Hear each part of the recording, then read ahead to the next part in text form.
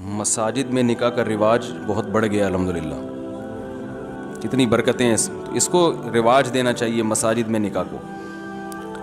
عجیب بات ہے، دنیا کی ہر قوم نکاح کرتی ہے اپنی عبادت گاہوں میں۔ عیسائی کہاں نکاح کرتے ہیں بھئی؟ ہو رہا ہے نا، عیسائی کہاں نکاح کرتے ہیں؟ چرچ میں۔ ہندو اپنے پنڈتوں سے پڑھواتے ہیں۔ تو یہ دنیا کی ہر قوم میں ہوتا ہے۔ آج کل نکاح عدالتوں میں شروع ہو گیا ہے۔ تو جائز ناجائز کی بات نہیں ہے، جائز تو کہیں بھی ہے، کہیں بھی نبی صلی اللہ علیہ وسلم نے نکاح پڑھایا، کہیں بھی معاملہ طے ہو گیا تو وہیں بیٹھے بیٹھے نکاح پڑھا دیا۔ لیکن جب کوئی جگہ آپ نے سلیکٹ کرنی ہی ہے تو اس کے لیے سب سے بہتر جگہ کون سی ہے؟ مسجد ہے۔ تو اس کو رواج ڈالنا چاہیے، اس کی ایک برکت ہوتی ہے، ایک روحانیت ہوتی ہے، اس میں گناہوں کی طرف توجہ نہیں جاتی۔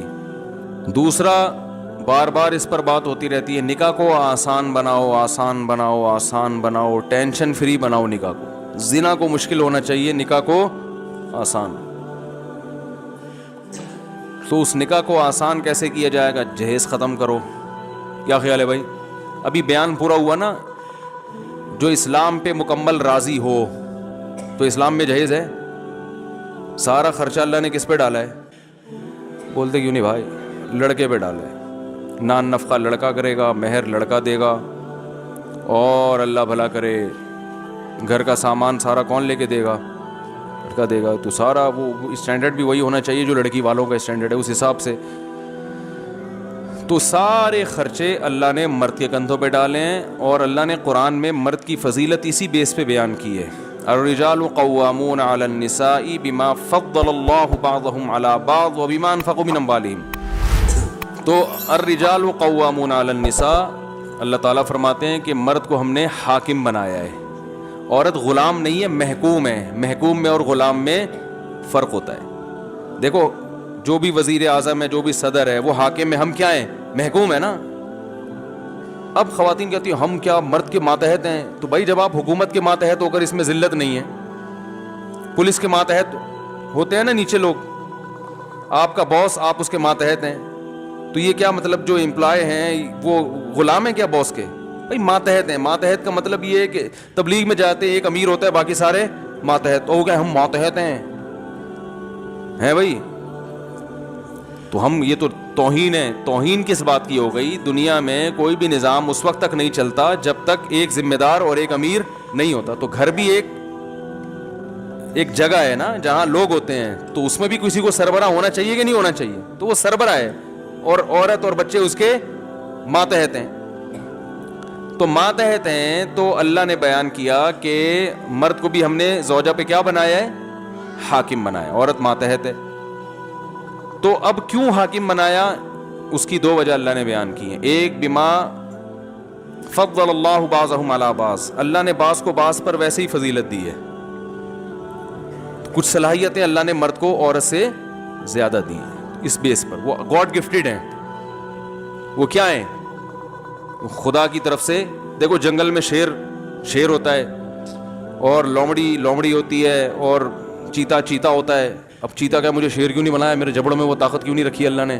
تو اللہ کہیں گے بھائی سب کو ایک جیسا میں نے نہیں بنایا، ہم کیا ہمیں پیغمبر کیوں نہیں بنایا؟ مشرکین مکہ نبی صلی اللہ علیہ وسلم پہ یہ اعتراض کرتے تھے کہ ہم میں جو قوم کا سردار کو اللہ نے پیغمبر کیوں نہیں بنایا، ایک یتیم کو کیوں بنایا؟ تو اللہ نے کہا کہ اہم یقسمون رحمت ربک، اللہ کی رحمت ہے، کیا تم ٹھیکیدار ہو اس رحمت کی تقسیم کے؟ اللہ جس کو چاہے تو دے جو نعمت دے۔ تو اسی طرح اللہ تعالیٰ نے مرد کو آدمی بنا دیا، عورت کو عورت بنایا۔ تو اس کی ایک وجہ تو اللہ نے مرد میں کچھ صلاحیتیں زیادہ رکھی۔ دوسری وجہ جو اصل میں فوکس کر رہا ہوں، بما انفقوا من اموالہم، اللہ فرماتے ہیں وجہ اس کی ہے کہ مرد عورت پہ مال، بولو نا بھائی، خرچ کرے گا۔ یہ اسلام میں سسٹم 100% غلط ہے کہ عورت بھی کمائے اور مرد بھی کمائے، اور مرد عورت کی کمائی کھائے، یا عورت اپنی کمائی خود مرد ذمہ داری نہ اٹھائے۔ یہ اسلام نہیں ہے۔ میں کہتا ہوں پورے گورے بن جاؤ یا پورے مسلمان بن جاؤ، یہ بیچ میں کیوں لٹکے ہوئے ہو؟ خواتین کہتی ہیں ہم جاب کریں گے، ہم یہ کریں گے، ہم جاب ایکچولی آج کل گزارا نہیں ہوتا، یہ ہو۔ پھر بھائی جاب جب کر رہے ہو تو یہ کہاں سے لیا تم نے کلچر؟ انگریزوں سے۔ تو پھر انگریزوں کو پورا فالو کرو. پھر آپ کے میاں کا اگر کسی عورت سے آنکھ مٹکا چل رہا ہے تو آپ کو تکلیف نہیں ہونی چاہیے, کیونکہ انگریز میں عورتیں جب جاب کرتی ہے تو وہ شوہر بھی ان کا پھر پابند نہیں ہوتا, اس کی 10-20 گرل فرینڈ بھی ان کا کلچر اجازت دیتا ہے, قانون بھی اجازت دیتا ہے. میں سمجھا پا رہا ہوں اپنی بات؟ پورا فالو کرو نا. یہ کیا آدھا آدھا اپنے مطلب کا ادھر سے, اور جہاں ادھر مزہ آ رہا ہے وہ وہاں سے, اور جہاں ادھر مزہ آ رہا ہے. ارے کیا ہو گیا بھائی, پھر دوبارہ بیان شروع ہو گیا. یہ تو یہی ہو رہا ہے نا آج کل بھائی. اسلام نے اگر مرد پر ذمہ داریاں زیادہ رکھی ہیں کہ ساری زندگی تم نے کھلانا ہے اور ادھر ادھر آنکھ مٹکا کرنے کی بھی تمہیں اجازت نہیں ہے, تو پھر اللہ تعالیٰ نے اس کو کچھ حقوق بھی دے دیے نا, کہ اب یہ تمہارے ماں, یہ گھر سے نکلنے سے پہلے تم سے پوچھے گی تمہاری اجازت کے بغیر گھر کی 4 دیواری سے باہر نہیں نکل, تمہاری اجازت کے بغیر کسی کو گھر میں نہیں آنے دے سکتی, تمہاری پرمیشن کے بغیر فون پہ نہیں بات کر سکتی. یہ نہیں کہ اب 24 گھنٹے آپ سے پرمیشن لیتی رہے, لیٹر لکھ کے دے. مطلب یہ کہ اگر تم یہ سمجھتے ہو کہ فلاں جگہ اس کا بات کرنے سے مجھے تکلیف ہوتی ہے تو تم اس پہ روک سکتے ہو, کیونکہ ہر چیز کو غلط لے کے جاتے ہیں نا. ہر دفعہ فون کرنے سے پہلے پوچھے گی میں امی سے بات کر لوں, ابا سے بات کر لوں, یہ نہیں مطلب ہے. مطلب یہ ہے کہ اگر آپ کو کسی سے بات کرنا اچھا نہیں لگ رہا بیگم کا, تو آپ اس پہ پابندی لگا سکتے ہیں, اس بیس پہ اس کا نان نفقہ بند کر سکتے ہیں آپ. یہ بیسک رائٹس ہیں جو اللہ نے آدمی کو دی ہیں. تو اس طرح کی چیزیں اللہ اب آدھے ادھر سے لے رہے ہیں, آدھے بولو بھائی ادھر سے لے رہے ہیں, تو پھر کہیں بھی ایڈجسٹمنٹ نہیں ہو پا رہی ہے. تو پیڑے کھانے کا شوق ہے بس ہمیں نا, پیڑے کھانے کا شوق ہے کہ اسلام کے حقوق پورے لیں, ذمہ داریاں جو اسلام نے لگائی ہیں وہ ادا نہ کریں ہم. تو اب اللہ تعالیٰ نے بھائی مرد کو جو فضیلت دی ہے, گھر کا سربراہ بنائے, اس کی بڑی وجہ قرآن بیان کر رہا ہے کہ مال کون خرچ کرے گا. بولو بھائی, ڈبل بیڈ کون لے کے دے گا, الماری کس کی ہوگی, بیگم کے کپڑے جس الماری میں رکھے جائیں گے وہ الماری کس کے پیسوں سے خریدی گئی. بولیں شاباش, سبق ہے, غیرت دلا رہا ہوں, غیرت. بولیں تکیہ کی پیسے کون دے گا, وہ ڈنر سیٹ جس میں پلیٹیں بیگم پلیٹوں میں پلیٹیں تو نہیں کھائے گی, خیر پلیٹوں میں جو چیزیں کھائے گی وہ پلیٹیں کس کے پیسوں سے ہوں گی, مرد کے پیسوں سے ہوگی. جو زیور اس کے گلے میں ڈلے گا وہ کہاں سے آئے گا بھائی,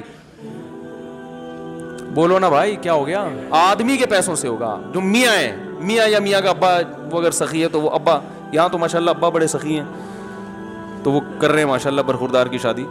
تو یہ سارے خرچے اللہ نے کس پہ ڈالے ہیں, صوفے میں جو مہمان آ کے بیٹھیں گے تو وہ صوفے کس کے ہوں گے بھائی, چاہے وہ فولڈنگ ہو چاہے وہ قابل فولڈ نہ ہو, وہ آپ کی ہیڈک ہے. لیکن پیسے کس کے ہوں گے اس صوفوں پہ, پیٹی کس کی طرف سے ہوگی, بولو نا, بول سبق. یہ کلاس ہو رہی ہے باقاعدہ. اب آپ اپنی مرضی سے بیٹھے ہیں, میں نے نہیں بٹھایا, جانا چاہے جا سکتا ہے. اب آپ اپنی مرضی سے بیٹھے ہو تو وہ جو ہے نا پلیٹیں کس کی ہوں گی بھائی, چولہا کہاں سے آئے گا, مرد کے پیسوں سے.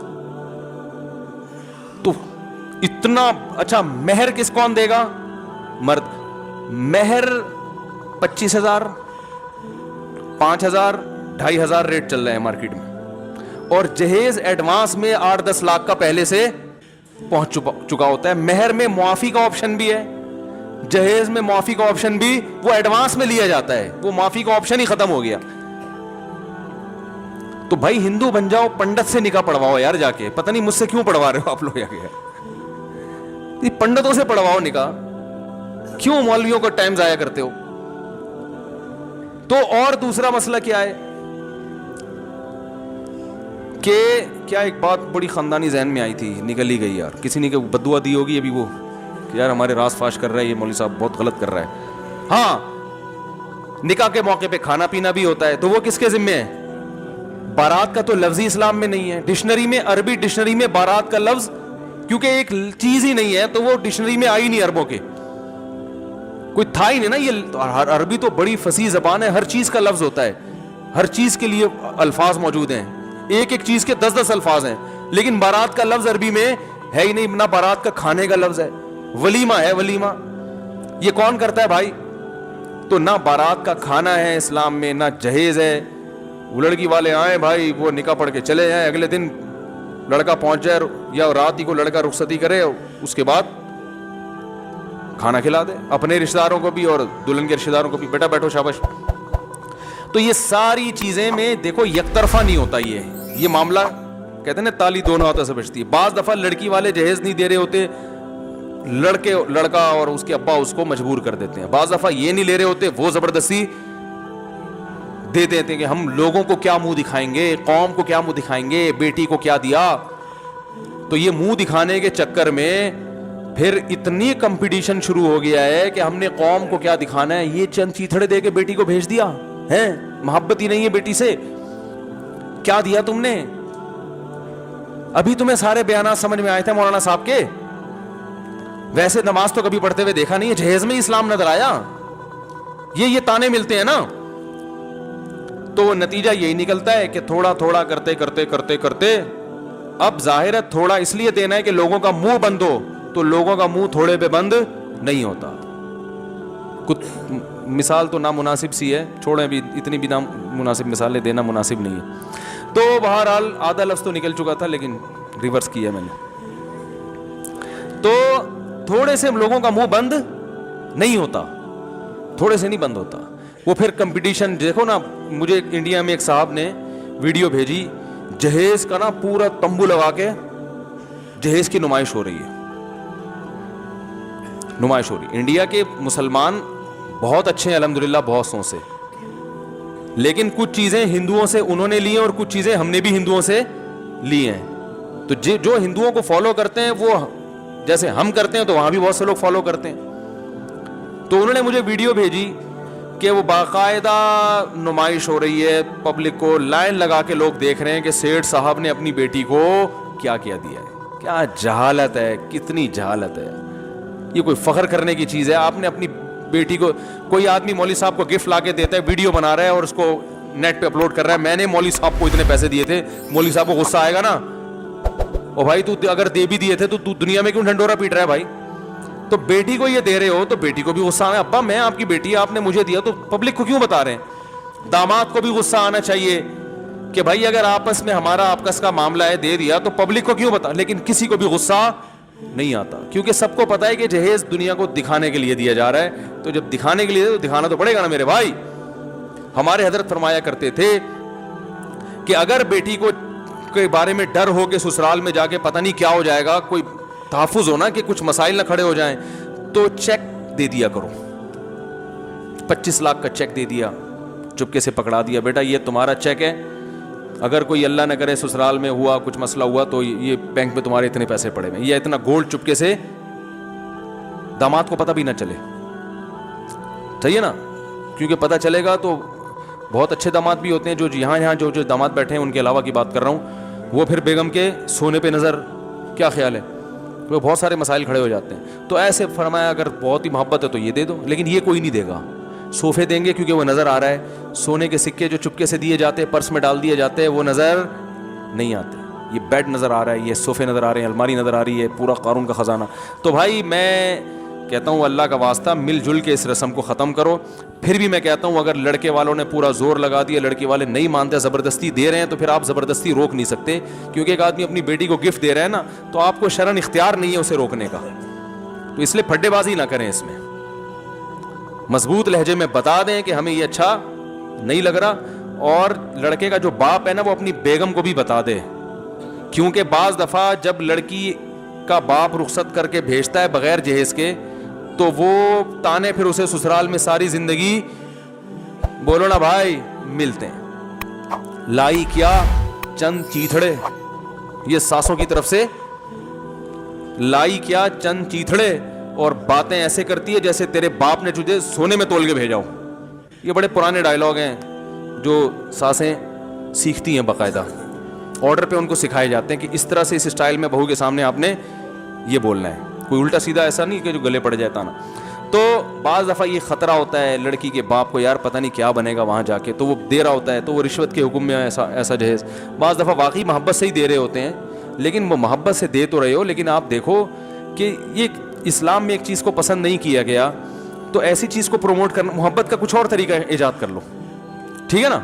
وہ طریقہ یہی ہے کہ سونے کے سکے پرس میں ڈال کے دے دیا, یا بیگم بچی کو بتا دیا دیکھو یہ تمہارا سونا ہے, گولڈ ہے, یہ میں نے تمہارے لیے بنایا ہے, جس دن تمہاری شادی ہونی تھی میں نے سوچا تھا اس دن ہینڈ اوور کروں گا, لیکن ابھی تو فی الحال چلی جاؤ, یہ لاکر میں پڑے ہوئے تمہارا, جب تمہیں ضرورت ہو تو یہاں سے لے لینا. ایسا یہ محبت کا طریقہ مارکیٹ میں ہے ہی نہیں, ٹھیک ہے, ہے ہی نہیں, چل ہی نہیں رہا. پھر باقی بعد میں آپ جو چاہیں دیں بیٹی کو, میں یہ نہیں کہہ رہا کہ بچی کو کبھی زندگی میں کوئی گفٹ ہی نہیں دینا.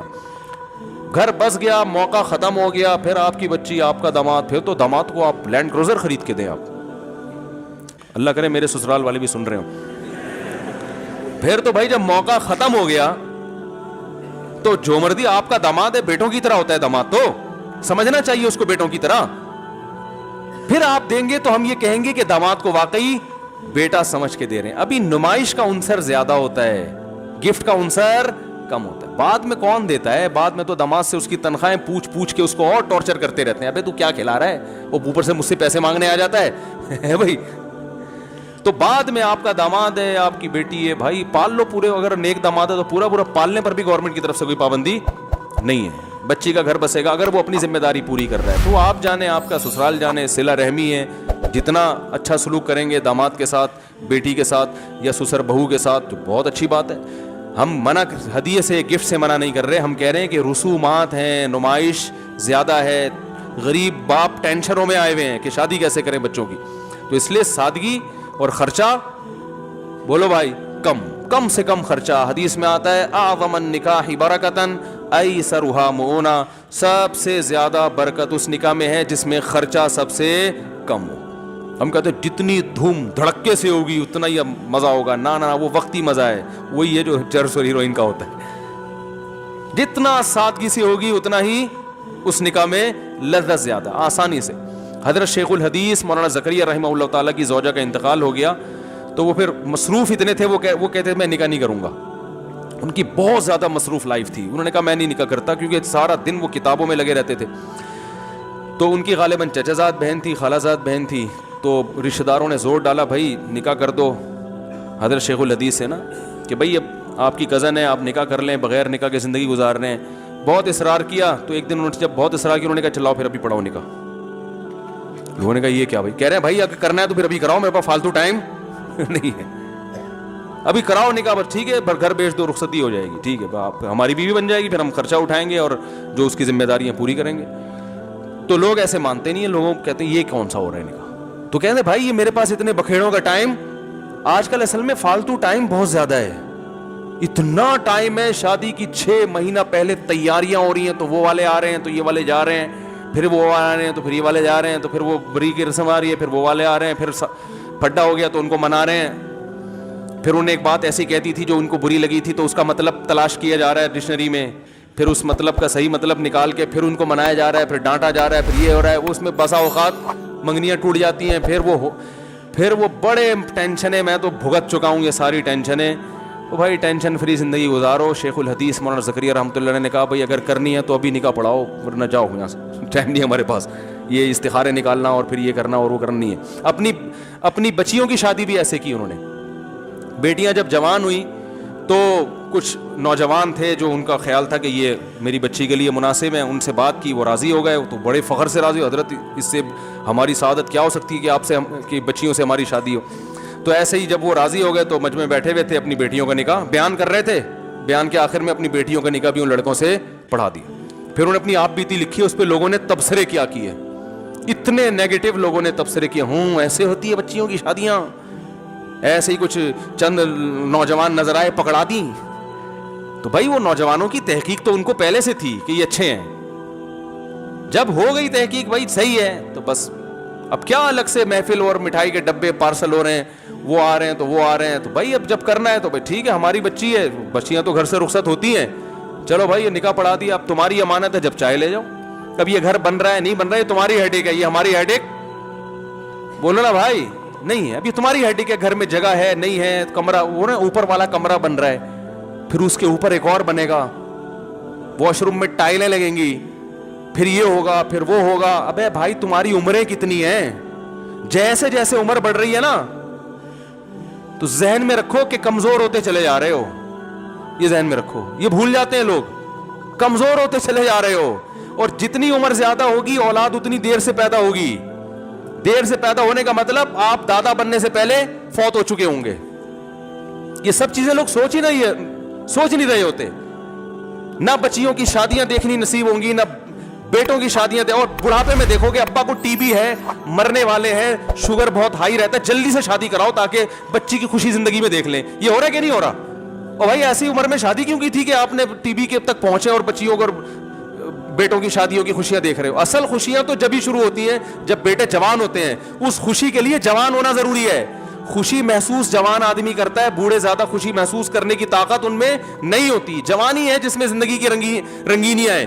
جوانی میں بیٹوں کو جوان کر کے بہویں لے کر آؤ, داماد لے کر آؤ جوانی میں, لوگوں کو پتہ نہ چلے کہ یہ سسر صاحب ہے یا ان کے کوئی بھائی لگتے ہیں. ایسا ہونا چاہیے انسان کو. یہ سارے جوانی کے کھیل ہیں بھائی. نو عمری میں شادی کرو, اولاد ہو, پھر آپ, اور یہ سب جب ہی ہوگا جب کم سے کم خرچے میں شادی ہو. زیادہ خرچہ کرو گے تو پھر جوانی میں شادی, کیونکہ اس کے لیے پیسہ کمانا پڑتا ہے. ابا تعاون کرتے نہیں آج کل, کہتے ہیں بھائی ہمارے ابا نے نہیں کہا تھا, میں تیرے ساتھ تعاون کیوں کروں. پھر وہ ہوتے ہوتے ہوتے جو 40 سال کی عمر میں جب قرآن کہہ رہے حتی اذا بلغ اشدہ, جب انتہائی درجے کی عمر کو پہنچ گیا, اب ریورس ہونا شروع ہو رہا ہے. اس عمر میں جا کے اب کیا کہہ رہے ہیں, چلو اب میں اس قابل ہوا ہوں کہ بحریہ ٹاؤن میں 4-5 پلاٹ میں نے الحمدللہ خرید لیے, ایک شادی میں اڑا دو. اور یہ بھی ہر آدمی اس قابل ہوتا نہیں ہے. اور پھر ظاہر ہے 40 سال میں آپ کو ملے گا بھی 38 سال کا, 37 سال, 36.5, اس سے پیچھے تو مشکل ہے. تو پھر وہ ظاہر ہے وہ بھی اتنی دنیا دیکھ چکی ہوتی ہے کہ وہ بھی اتنا کانفیڈنس کہ وہ ماتحتی قبول کرنے کے لیے تیار نہیں ہوتی. اس نے اتنی دنیا دیکھی ہے, اتنا کانفیڈنس کہ اس کا ایک اپنا لائف اسٹائل ہوتا ہے جس میں وہ بڑی میچور ہو چکی ہوتی ہے. وہ ساس کو ساس ماننے کے لیے تیار, وہ ایک ماحول میں ڈھل چکی ہوتی ہے. آپ اپنے حساب سے نہیں ڈھال سکتے. تو یہ بڑے مسائل ہیں جس کی وجہ سے طلاقوں کے ریشو بڑھ رہے ہیں. تو کرو 40 سال میں نہیں کی تو ابھی کر لیں, بولے کوئی مسئلہ نہیں ہے اتنا. لیکن بہرحال آسان بناؤ میرے بھائی. کیا بناؤ نکاح کو؟ ہلکا پھلکا آسان. ہاں ولیمے میں اللہ نے آپ کو گنجائش زیادہ دی ہے تو اپنی گنجائش کے حساب سے پبلک کو کھانا کھلاؤ. بعض مالدار صحابہ ان کے 3 دن لنگر چلا کرتے تھے ولیموں کے. مغیرہ ابن شعبہ رضی اللہ عنہ بڑے مالدار تھے, جب نکاح کرتے نا تو لنگر کھول دیتے لوگوں کے لیے, کھولے عام 3 دن تک کھلا لنگر چلے گا, جس نے کھانا ہے آ کے کھائے. بڑا دسترخوان لگاتے تھے. تو یہ جو کہتے ہیں نا ولیمہ سادہ ہونا چاہیے, یہ تو ٹھیک ہے کہ یہ دھوم دھڑکا نہیں ہونا چاہیے, لیکن ولیمے میں اللہ نے اگر جتنی گنجائش دی ہے تو اس حساب سے کھانا کھلانا یہ کوئی برا عمل نہیں ہے. ہر آدمی کا اسراف الگ ڈیفینیشن ہے. اسراف کی ڈیفینیشن یہ کہ اپنی چادر سے زیادہ پاؤں نہ پھیلاؤ. تو ہاں اگر چادر ہے تو جتنی چادر ہے اس حساب سے پاؤں پھیلاؤ, تو وہ کر سکتے ہیں. اللہ تعالیٰ عمل کی توفیق عطا فرمائے. لاؤ بھی جلدی سے نکاح فارم لکھ رہا ہوں. اچھا بھائی, دلہن اور اس کے والد کا نام سدرہ سلطان بنت محمد سلطان. دلہن کے وکیل کون ہیں؟ آپ ہیں. اچھا ماشاء اللہ. جناب آپ نے مجھے اجازت دی ہے کہ میں سدرہ سلطان بنت محمد سلطان کا نکاح محمد زہیر, بھائی یہ ہونے دو, سدرہ سلطان بنت محمد سلطان کا نکاح محمد زہیر ولد محمد رفیع سے 1 تولے سونے کے عوض میں کروں, اجازت ہے آپ کی طرف سے؟ الحمدللہ نحمدہ ونستعینہ ونستغفرہ ونؤمن بہ ونتوکل علیہ ونعوذ باللہ من شرور انفسنا ومن سیئات اعمالنا من یہدہ اللہ فلا مضل لہ ومن یضلل فلا ہادی لہ ونشہد ان لا الہ الا اللہ وحدہ لا شریک لہ ونشهد أن محمدا عبده ورسوله صلى الله تعالى عليه وعلى آله وأصحابه وبارك وسلم تسليما كثيرا كثيرا. أما بعد فأعوذ بالله من الشيطان الرجيم. بسم الله الرحمن الرحيم. يا أيها الناس اتقوا ربكم الذي خلقكم من نفس واحدة وخلق منها زوجها وبث منهما رجالا كثيرا ونساء واتقوا الله الذي تساءلون به والأرحام إن الله كان عليكم رقيبا. وقال تعالى يا أيها الذين آمنوا اتقوا الله وقولوا قولا سديدا يصلح لكم أعمالكم ويغفر لكم ذنوبكم ومن يطع الله ورسوله فقد فاز فوزا عظيما. وقال النبي صلى الله عليه وسلم النكاح من سنتي وقال فمن رغب عن سنتي فليس مني. وقال النبي صلى الله عليه وسلم تزوجوا الودود الولود فإني مباهي بكم الأمم. وقال النبي صلى الله عليه وسلم تزوجوا ولا تكونوا كرهبان النصارى. بھائی محمد زہیر وہ دن آ گیا, کب سے پیچھے پڑا ہوا تھا میری شادی کرا دو میری شادی کرا, وہ آ گیا. آج تم بہت خوش قسمت ہو, ٹھیک ہے نا. وہ لطیفہ ضرور سن لینا, اس اتوار کو میں نے چوہے اور شیر والا لطیفہ سنایا ہے, وہ خاص دولوں کے لیے, وہ اتوار کے بیان میں نا ضرور سن لینا. ابھی وقت زیادہ ہو گیا ورنہ دوبارہ سنا دوں جلدی جلدی. وہ ایک شیر نے نا شادی ہونے والی تھی, اس نے اعلان کیا, لومڑی سے کہا کہ میرا کارڈ بانٹو شادی کا, اور یہ کوشش کرنا کہ میری بارات میں کوئی گھٹیا خاندان کا گھٹیا آدمی نہ آئے, یعنی جنگل کا جو ہے نا, میں چونکہ شیر ہوں, جنگل کا بادشاہ ہوں, تو شیر ہوں نا, تو شیر کے خاندان میں چیتا آئے, بن مانس آئے اور بھیڑیا آئے, یہ سب چیزیں تو ٹھیک ہیں, کوئی گھٹیا نیچ نسل کا جانور نہیں آنا چاہیے. اب کیا ہے جناب, وہ جب بارات جا رہی ہے تو بارات میں دیکھا کہ ایک چوہا ناچ رہا ہے, بڑا ڈشن کر کے نا خوب گھوم رہا ہے, رقص کر رہا ہے اور بڑا ناچ رہا ہے. وہ شیر دولہا بنا ہوا بیٹھا تو اس کی نظر پڑ گئی چوہے پہ, غصے سے لال پیرا ہونے لگا نا. اس وقت تو اس نے کچھ نہیں کہا, اس نے کہا ابھی دیکھو شادی ختم ہوئی پھر میں پکڑتا ہوں اس لومڑی کو, پکڑتا ہوں میں, یہ کیوں اس گھٹیا جانور کو کیوں آنے دیا, اس شیر کی شادی ہو رہی ہے, مذاق تھوڑی ہے. اب چوہا ناچے جا رہے بالآخر جب رخصتی ہو گئی شیرنی کی, شیر نے لومڑی کو بلا کے انکوائری کی, یہ کیا مذاق ہے, میں نے تجھے منع کیا تھا کوئی گھٹیا جانور نہیں آنا چاہیے. لومڑی نے کہا حضور غلطی ہو گئی. شیر نے کہا گرفتار کر کے لاؤ چوہے کو. چوہے کو گرفتار کر کے لایا گیا. شیر نے پوچھا تجھے شرم نہیں آتی, تو میری شادی میں ناچ رہا ہے؟ تو چوہے نے کہا زیادہ شور نہیں مچا, شادی سے پہلے میں بھی شیر ہی تھا. شادی سے پہلے میں بھی, ابھی جب ہو جائے گی نا یہ ساری اکڑ, یہ پھونپھا جو ہے نا تیری بھی ختم ہونے والی ہے تھوڑی دیر میں. تو بھائی یہ لطیفہ سن کے شادی کر رہے ہو نا, صحیح, اللہ تعالیٰ برکت دی بھائی ان کے نکاح میں. اچھا جناب, محمد زہیر ول محمد رفیع, میں نے 1 تولہ سونا کے عوض میں آپ کا نکاح سدرہ سلطان بنت محمد سلطان سے کیا, آپ نے قبول کیا؟ زور سے ذرا ماشاء اللہ, اللہ تعالیٰ برکت دے جی. خوب, الحمدللہ رب العالمین والعاقبۃ للمتقین والصلاۃ والسلام علی رسولہ الکریم وعلی آلہ وصحبہ اجمعین. اے اللہ اس نکاح کو اپنے دربار میں قبول فرما. اے اللہ اس کی برکتیں میاں بیوی کو کامل طور پر نصیب فرما. تا دم حیات محبت الفت کے ساتھ زندگی گزارنے کی توفیق نصیب فرما. آپس کے اختلاف و انتشار سے, لڑائی جھگڑوں سے, ہر قسم کے شر اور فساد سے اللہ ان دونوں کی ہمیشہ کے لیے حفاظت فرما. اے اللہ اس نکاح کو ان دونوں خاندانوں میں جوڑ کا ذریعہ بنا, دونوں خاندانوں میں محبت الفت کا ذریعہ بنا, دونوں خاندانوں کو شیطان کے شر سے, بغض و عداوت سے, غلط فہمیوں سے اللہ محفوظ فرما. اے اللہ جو ہم میں بیمار ہیں ان کو شفا عطا فرما, جس کی جو جائز مراد ہو اے اللہ اس کی مراد کو پورا فرما. اللہم انا نسألک من خیر ما سألک منہ نبیک محمد صلی اللہ علیہ وسلم ونعوذ بک من شر ما استعاذک منہ نبیک محمد صلی اللہ علیہ وسلم. انت المستعان وعلیک البلاغ ولا حول ولا قوة الا باللہ. صلی اللہ تعالی علی خیر خلقہ محمد وعلی آلہ وصحبہ اجمعین برحمتک یا ارحم الراحمین.